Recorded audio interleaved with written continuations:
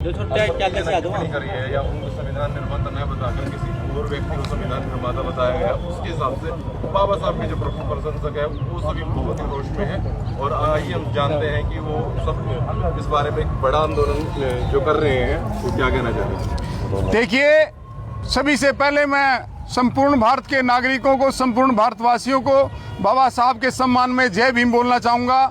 और आगे मैं ये आग्रह करना चाहूँगा कि 2-3 दिन पहले कुछ समाज में अराजकता फैलाने वाले वो असामाजिक तत्वों ने बाबा साहब का अपमान किया और उनको संविधान निर्माता ना बता करके कुछ एक लोग बोला है, जबकि बाबा साहब को भारत सरकार ने भारत रत्न की उपाधि से सम्मानित किया। और बाबा साहब ने केवल एक किसी व्यक्ति विशेष, जाति या धर्म के लिए काम ना करके भारत के उस प्रत्येक नागरिक की सुरक्षा के लिए काम किया है, जिसमें वो नारी चाहे किसी समाज की हो, व्यक्ति किसी समाज का हो। लेकिन कुछ व्यक्ति विशेष और किस धर्म जात के आदमी बाबा साहब को जाति विशेष करके उनको प्रताड़ित और उनको अपमानित करने का षड्यंत्र रच रहे हैं। जो उन्होंने कुछ दिन पहले ब्राह्मण धर्मशाला में 3 दिन पहले एक ऐसी ही गोपनीय समाज में फूट डालने के लिए प्रेस की थी और उसमें बाबा साहब को अपमानजनक शब्दों से उन्होंने संबोधित किया था, जिसमें बाबा साहब के अनुयायियों ने उनसे अनुरोध किया कि आप अपने शब्द वापिस लें और बाबा साहब को सम्मानजनक तरीके से संबोधन दें। लेकिन उन्होंने उसकी बात को मानने की बजाय उनको और प्रताड़ित किया और जातीय लांछन या गाली से संबोधित किया, जिस पर उनके आपस में झड़प भी हुई। और उन्होंने मलखान सिंह व दूसरे व्यक्तियों पर लाठियां भी बरसाई, जो बचाव में उन्होंने उसको ईंट से बचाव करने के लिए ईंट फेंकी, जबकि मारने का कोई इरादा नहीं था। लेकिन मैं ये कहना चाहता हूं कि इस बारे में सिविल लाइन थाना में शिकायत गई थी दोनों पक्षों की, जिस बारे में आज हमें SHO साहब ने बुलाया था। भारी संख्या में हमारा समाज आपके सामने भी है और जो टाइम से आए थे वो चले भी गए हैं, हम आए हैं। लेकिन दूसरा पक्ष जो अराजकता फैला रहा था, उन्होंने आज ये कहा कि हमारे किसी रिश्तेदार या निजी की कहीं कोई कैजुअलिटी हुई है। तो अब सोमवार का समय रखा गया है। अंबेडकर के मानने वाले, अंबेडकर को सम्मान देने वाले और भारत की राष्ट्रीय एकता व अखंडता को बनाए रखने वाले आज भी थाने में हाजिर हैं और सोमवार को भी होंगे। और मैं आग्रह करूंगा कि बाबा साहब के सम्मान में, बाबा साहब को मानने वाले सभी भारतीय हैं, उस दिन बाबा साहब के सम्मान को बचाने के लिए सिविल लाइन थाना में 10 बजे पहुंचे और बाबा साहब के सम्मान को कायम रखने के लिए अपनी एक योगदान दें, ताकि ये पता चले कि समाज में फूट ना हो, भारत एक रहे और भारत की एकता और अखंडता संप्रभुता बनी रहे। जय भीम, जय भीम, जय भीम। सर से जानना चाहेंगे, भारत को आज़ाद हुए 76 साल के आसपास हो चुका है, उसके बावजूद भी आज तक कभी किसी ने संविधान निर्माता बाबा साहब को ही हमेशा बोला गया है, लेकिन कभी भी आज तक BN राव जी को संविधान निर्माता नहीं कहा गया।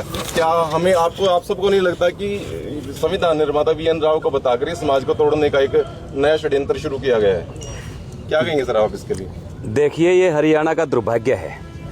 हरियाणा के अंदर ऐसी कहीं किसी भी क्षेत्र में, किसी भी ज़िले में, किसी भी तहसील में ऐसी कोई बात नहीं आई थी। ये तो अभी पिछले 20 दिन पहले हरियाणा के पूर्व मुख्यमंत्री श्री मनोहर लाल खट्टर जी ने इस जहर का बीज बोया है। जो करनाल के अंदर जो प्रेस कॉन्फ्रेंस हुई है, इसका सारा का सारा दोष मनोहर लाल खट्टर जी का है। मनोहर लाल खट्टर जी ने ये जानबूझ के बयान दिया था कि संविधान तो पता नहीं कितने लोगों ने लिखा है, तब जाकर के उसकी हिम्मत हुई है। ये सारा का सारा षड्यंत्र BJP और RSS द्वारा प्रमोटेड एक कार्य है, एक प्रोपेगेंडा है।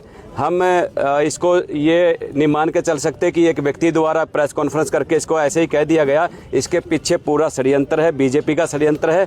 तो मैं आपके माध्यम से, मीडिया के माध्यम से कहना चाहता हूं नायब सैनी की सरकार से कि कैबिनेट की मीटिंग बुला करके बाबा साहब अंबेडकर की मूर्ति तोड़ने, उसके संविधान पर टिप्पणी करने और बाबा साहब के बारे में गलत बोलता है जो व्यक्ति, उसको 10 साल की सज़ा हो, ऐसा कानून बनाए।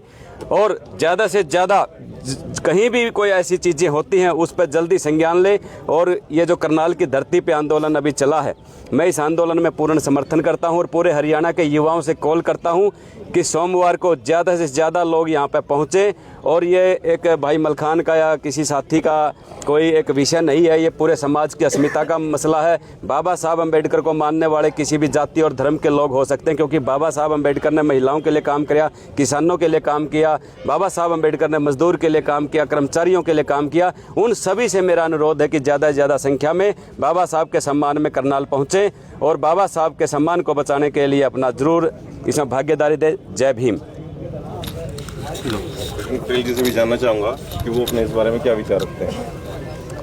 देखिए, आज परम पूज्य बाबा साहब भीमराव अम्बेडकर जी के मान सम्मान को ठेस पहुंचाने का जो प्रयास एक विशेष वर्ग के व्यक्ति ने किया है, उसको लेकर के समाज के प्रबुद्ध साथी यहाँ पर इकट्ठा हैं और सोमवार को हम सब लोग इकट्ठा होकर के फिर जिसने कृत्य किया है उसका डटकर जो है कि मुकाबला करने का काम करेंगे। जय भीम। लो जी।